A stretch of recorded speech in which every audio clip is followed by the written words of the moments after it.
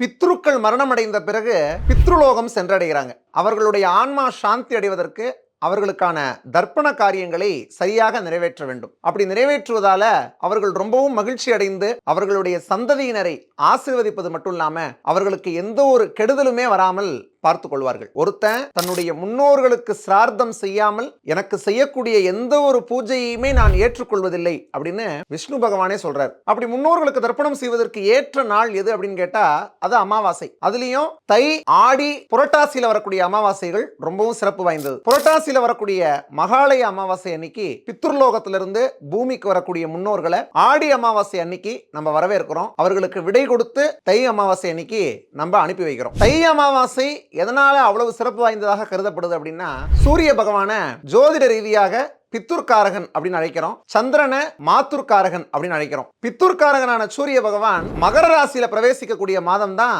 தை மாதம். அதனாலதான் அந்த தை மாதத்துல வரக்கூடிய அமாவாசை, தை அமாவாசை அப்படிங்கிறது ரொம்பவும் சிறப்பு வாய்ந்ததாக கருதப்படுகிறது. பொதுவா அமாவாசை அன்னைக்கு ஏழைகளுக்கு கருப்பு உளுந்து, கருப்பு எள், அது மாதிரி ஆடைகள், இது எல்லாத்தையும் தானமாக வழங்குவது ரொம்ப ரொம்ப புண்ணியம் அப்படிம்பாங்க. இது எல்லாத்தையும் தை அமாவாசை அன்னைக்கு தானமாக வழங்குவது அப்படிங்கிறது இரட்டிப்பு புண்ணியம். ஆகவே தை அமாவாசை அன்னைக்கு முன்னோர்களுக்கு தர்ப்பணம் செய்து அவர்களுடைய ஆசீர்வாதத்தை பெற்று வளமான ஒரு வாழ்க்கையை அனைவரும் வாழுங்கள். இது மாதிரி ஆன்மீக தகவல்களுக்கு திருவருள் சேனலை சப்ஸ்கிரைப் பண்ணுங்க.